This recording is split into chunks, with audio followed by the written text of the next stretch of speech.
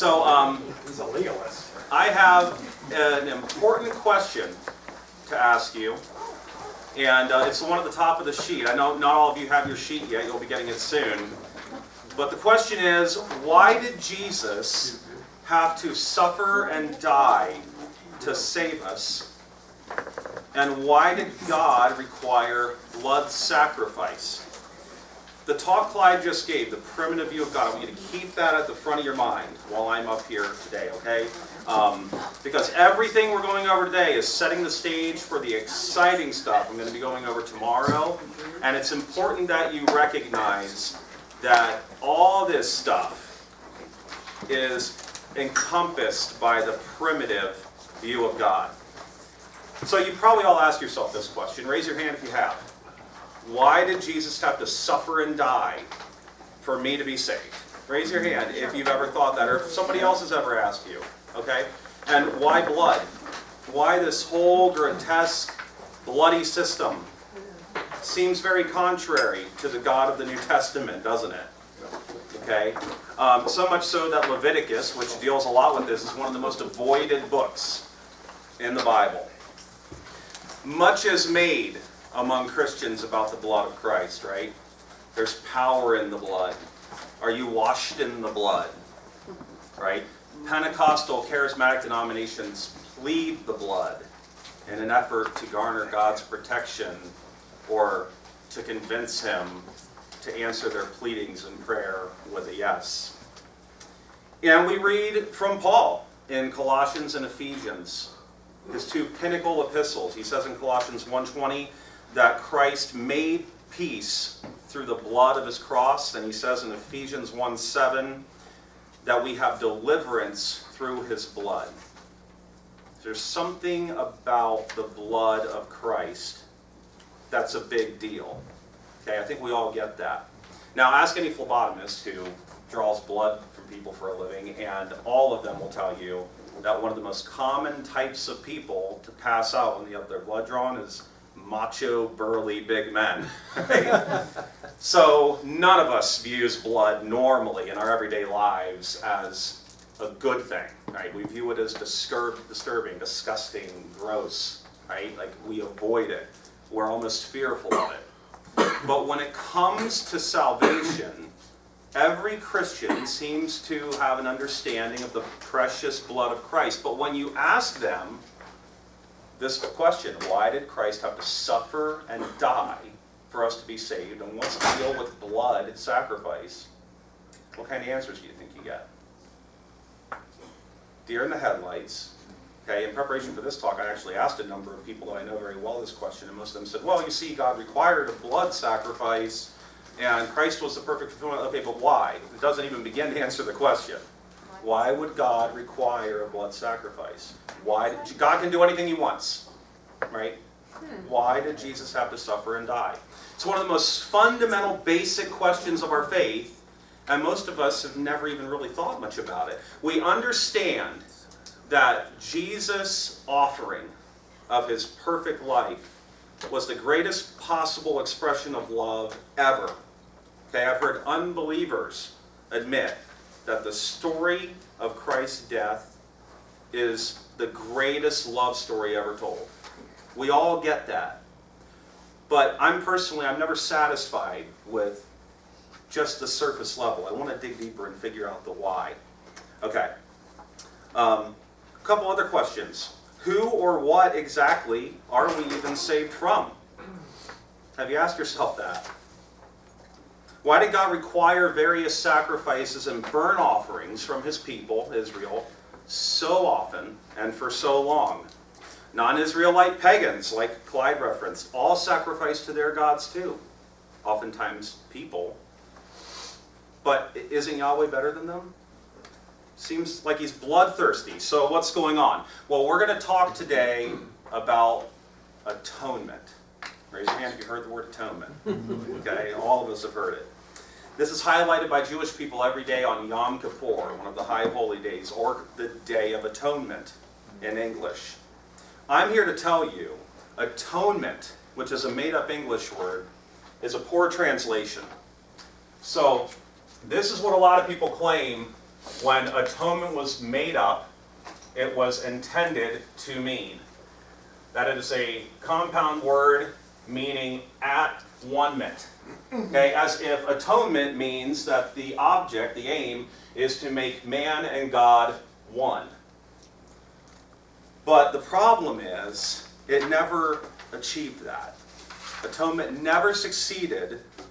It was a temporary covering, we're going to get to this, but it never succeeded in permanently making God and man one. So the Hebrew word that's translated into English as atonement is kafar. And this word literally means to cover or purge, cleanse.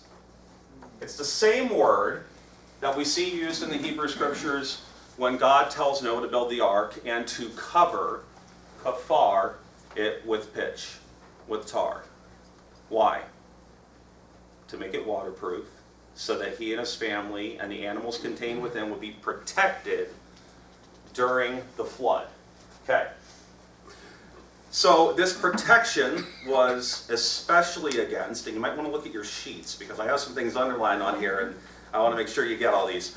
Protection especially against alienation because of sin and death, and ensuring a proper or clean approach to God. Now, we're not talking about cleanliness here in terms of germs, right? Because God obviously isn't impacted by bacteria. We're talking about a right approach, a right attitude, again, that God had revealed as part of his primitive nature at the time. So here's the model that we have. We start off at the very beginning of Scripture with God and man together in what? Delight. In Eden, in the garden, right? So we have a mixing of God and man, a mixing of the celestial and the terrestrial, the heavens and the earth. So we can think of Eden in a way as heaven on earth, so to speak. Then what happens? What enters the picture? Because of Adam. Okay, so all of a sudden we have God and we have this division because of sin and what? Death. This gulf that now exists between God and men. What needs to happen to restore the relationship? Take it away. We need to take those things away, right? Okay. Before we get to this, the protection and cleansing that so-called atonement offered was provided usually by the sprinkling or smearing of the blood of an innocent young animal that was slaughtered, but not always. Okay, so here are a few verses, cases where we read about things being atoned for that aren't people. So in Exodus 30:10, we read of Aaron, Moses' brother, making atonement for the altar of incense. In Leviticus 16:16, Aaron makes atonement for the tabernacle. In Leviticus 16:33, he makes atonement for the sanctuary. And in Leviticus 14:53, we read that a priest could make atonement for a house. Can the altar, the tabernacle, the sanctuary, or a house sin? Can they transgress God's law? No. They're inanimate objects. They can't even think, let alone transgress the law of God, right? Okay, so let's reread some of those passages with the right definition of atonement placed in, which is protective, cleansing, covering. Aaron made a protective, cleansing covering for the altar of incense. Make a little more sense? Okay. So why did these things have to be protected at all, though? That's another question. We're going to get to that. Not only did objects in sacred space need to be cleansed and protected, but we have passages that say that atonement could be made in plenty of cases without blood. Here are a few examples. Exodus 30:15 through 16 tells us that the payment of a shekel could make atonement. Leviticus 5:11, 1/10 of an ephah of fine flour made atonement. Leviticus 14:29, oil made atonement. In Leviticus 16:10, the Day of Atonement passage, we read that the scapegoat, one of two goats, one was crucified, the so-called scapegoat was sent into the wilderness alive, and then eventually died, but made atonement. In Numbers 8:19, we read of the Levites performing atonement with non-bloody ceremonies. Numbers 16:46, Aaron made atonement by offering incense. Numbers 31:50, the officers of Israel's army made atonement by offering treasures they had plundered from their enemies. So a lot of examples here without blood. But blood was the norm. In Leviticus 5, God's commanding how people can approach him the right way and by making these offerings. So he tells them, if you can, you bring a lamb or a goat, a 4-footed animal. Okay, 1 year old.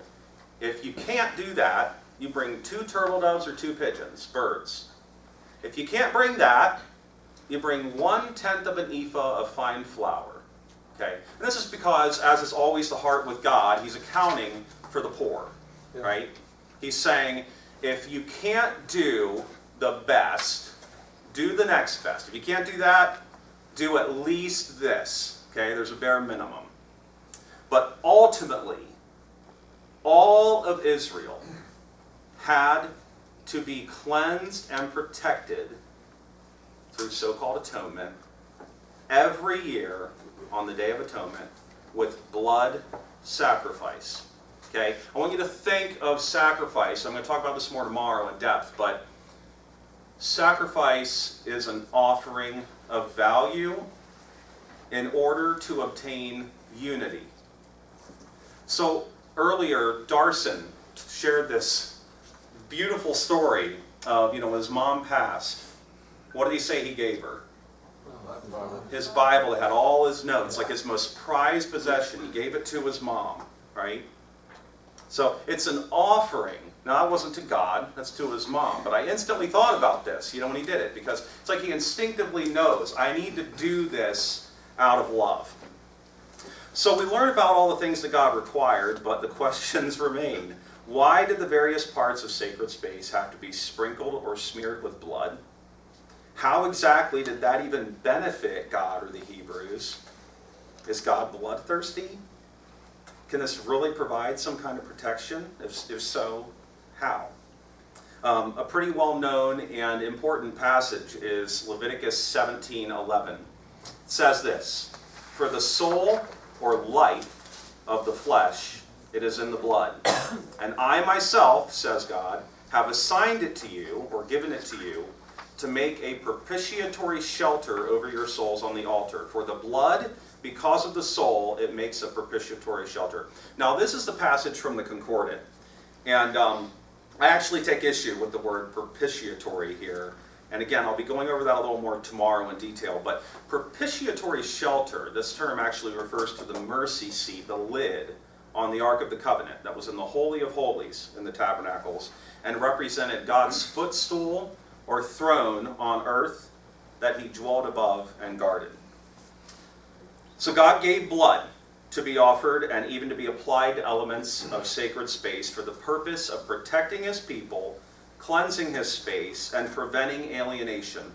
If the Israelites didn't observe the Levitical law and with perfect precision, they knew that God's presence and protection over them was in danger of being removed.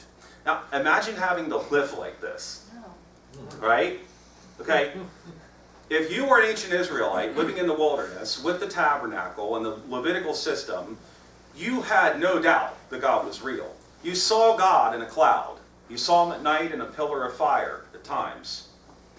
Every day, every second of every day, because of what God had revealed then, you had to pay attention to every single thing you did. If you were a woman on your period, you couldn't enter the sacred space. If you were a man who accidentally sat somewhere where a woman who was menstruating had sat and found out that you had sat there, you had to wash. And then you had to wait until the evening to go. There are all these really strict rules, okay? You knew, by the way, too, that Aaron's two sons, Nadab and Abihu, had been instantly consumed with fire by God when they had tried to enter his space and offer up an unauthorized type of fire. And then God tells Moses and Aaron, moving forward, this is how you have to approach me. Okay, again, a primitive view, but what he's revealing at the time. Either way, if you were an ancient Israelite, you would not have viewed blood as disturbing or disgusting like we do today. You would have viewed it as a literal lifesaver. Regular sacrifices were required, and Yom Kippur, the Day of Atonement, was an annual reset, so to speak, for the Israelites. The tabernacle and Israel's temples, we think of them mostly as these grand worship centers, and they were. But you know what else they were? Slaughterhouses. Now listen to this. I was kind of shocked when I heard this statistic. It's estimated that over 250,000 lambs were killed among the Israelites in Jesus' day during Passover alone. Now, Passover was commanded for remembrance, and it was performed by the households of Israel. Okay, not in the temple, but the temple got to a point where it was often selling lambs, especially for people who were traveling, sojourning from out of the land to Jerusalem. So the Israelites understood one really important thing, which is that all life is sustained because of the death of something else. Animals and plants have to die all the time for us to survive. Trees have to be cut down, killed, for us to have shelter. All animals survive by eating other plants and insects. I'm a property inspector by trade, and I see all the time the toll that mold and fungus take as they thrive on decaying or dying wood, cellulose, and other materials. Life always requires death, for now. The first instance of this reality was actually right toward the beginning of creation. Right after Adam's sin, what does God do?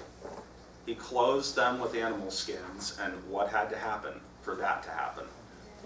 The death of animals, right? So right from the beginning, we see this paradigm. Okay, so the key to all of this, you've all been waiting for, what's he getting at here? Finally going to get to it. It's missed by nearly everyone, and it's practically impossible to understand this if we don't view it from a spiritual perspective rather than a fleshly human one. But here's the key. The blood of an innocent and spotless lamb, goat, or bull represented an antidote to the two major problems that plagued humanity and initially separated them from God: sin and death. Innocence, or sinlessness, was the antidote to sin, and life was the antidote to death.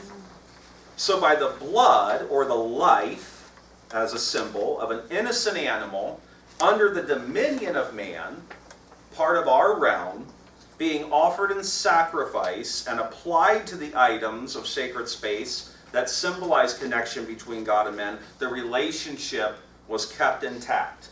Okay, so, in other words, we are trying to get back to this. How do we do that? These are our problems. So the antidote is sinlessness and life. And this was represented in innocent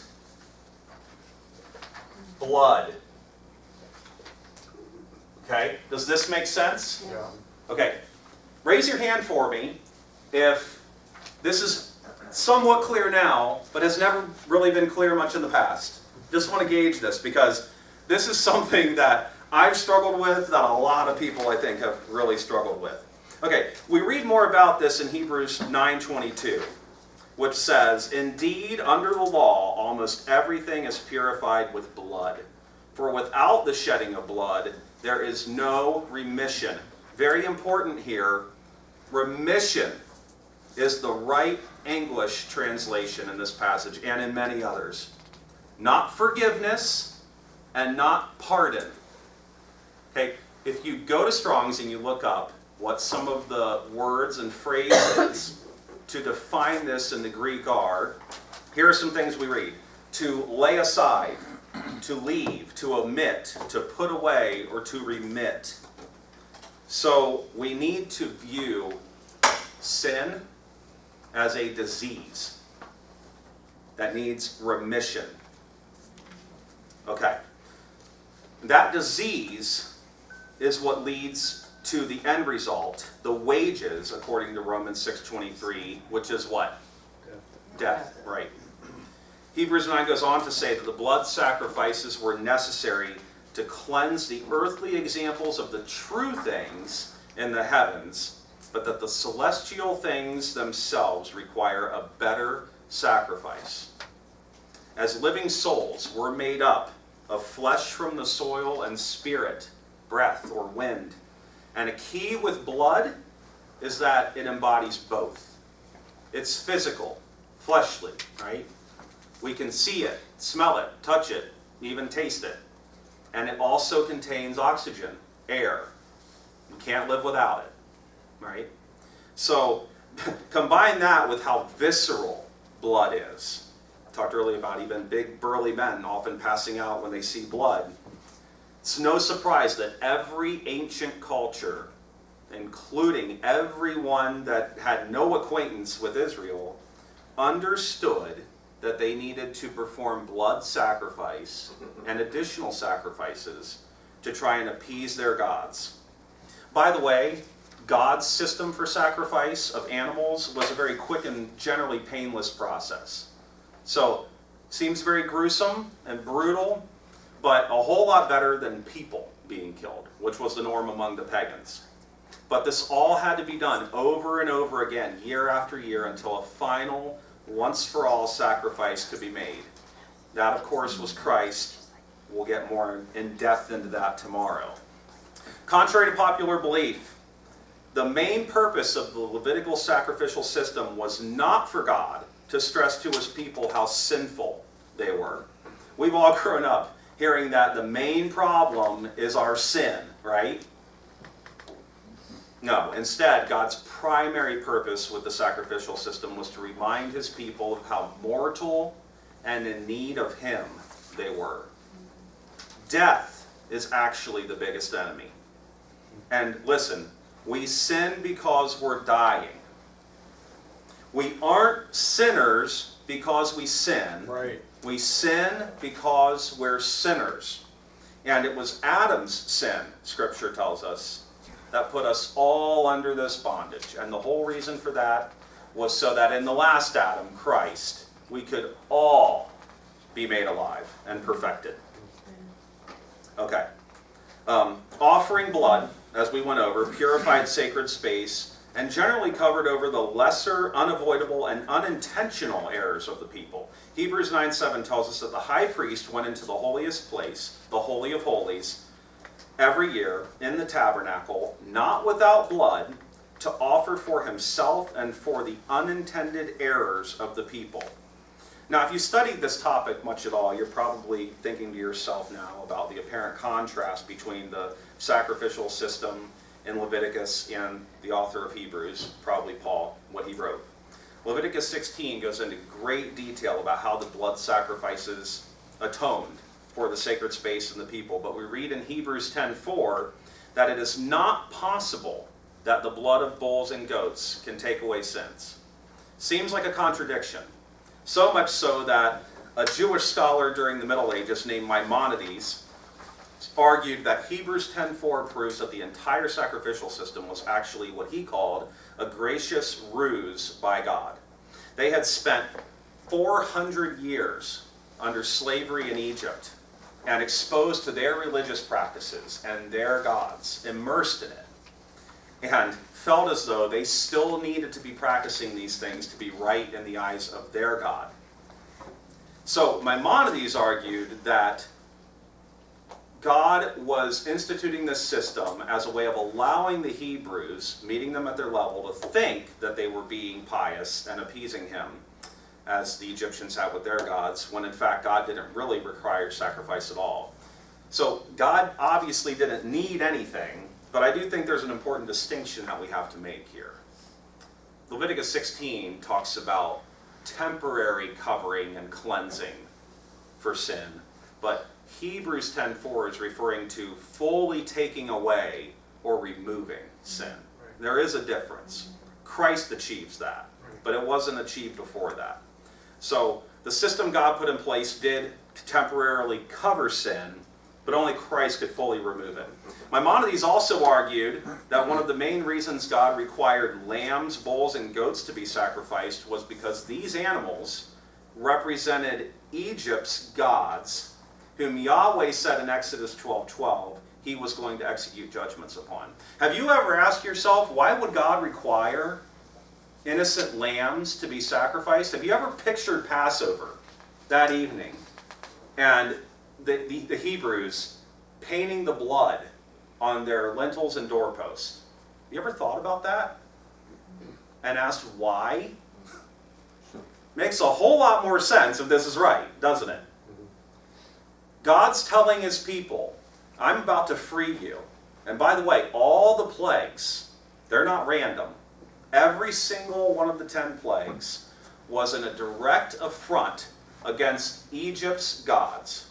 So turning the Nile to blood, the first plague, was a direct confrontation against the Egyptian god Hapi, the god of the Nile and of fertility. The 9th plague, turning the land dark, pitch black for 3 days in a row, was a direct assault against the Egyptian god Ra, who was the sun god. Okay, and Amun, the most powerful god, represented as a lamb or a ram. This is the final one. When Pharaoh finally lets the people go, and God knows it's going to happen. So he says, you're going to take the symbols of Egyptian gods and kill them. Think about how risky that was for them. And they had to do it as an entire nation. Every single household had to do it. And then we read in Ezekiel 28 that they weren't willing to give up their idolatry in Egypt, but that God, for his name's sake, went ahead and brought them through it and made this happen. When I discovered this was a game changer for me. Okay, the whole system, this whole bloody ordeal, made a lot more sense to me. Now, it's easy for us to read Scripture and think, oh, these stupid Hebrews, these Israelites, they see God doing all these things, these miraculous wonders, the plagues, and then pulling his people out of Egypt, and parting the Red Sea, right? The pillar of fire. And then 3 months later, they build a golden calf. We think, how stupid can you possibly be? And Aaron, by the way, had a huge hand in this. He told him, give me all your gold. And then he fashioned the calf. And then when asked by Moses, why'd you? He goes, oh, I just threw the stuff in and this popped out. He lies to it. Now, okay, imagine this though. This would be the equivalent for us in 2025 of having been enslaved since 1625. We can look back in Scripture and go, oh, you're enslaved 400 years. A lot of times passed since then. 400 years. This would be like if God told us, I'm going to be pulling you out of your bondage. And make no mistake, we're in bondage still, right? We are not actually in bondage. But right now, we feel like we're living in it. Our jobs, our governmental system. Imagine having to give up movies, cars, fast food, football, right? Your whole way of life. That's what the Egyptians were dealing with. They had to give up all this stuff, okay? Now, you're probably thinking at this point too, yeah, but Steve, there are a lot of passages that say that God desired faithfulness over sacrifice. Raise your hand if you've been thinking about that at some point. Nobody, I guess you've been so entrenched in the blood that, yeah. Okay, so Hosea 6:6 tells us, for I desired mercy and not sacrifice, and the knowledge of God more than burnt offerings. And then in Psalm 51, 16 through 19, King David says, for you will not delight in sacrifice, or I would give it. You will not be pleased with the burnt offering. He goes on to say, though, that when God restores Zion, he will build up his temple, and right sacrifices will be offered. We'll pick up from there tomorrow. Awesome.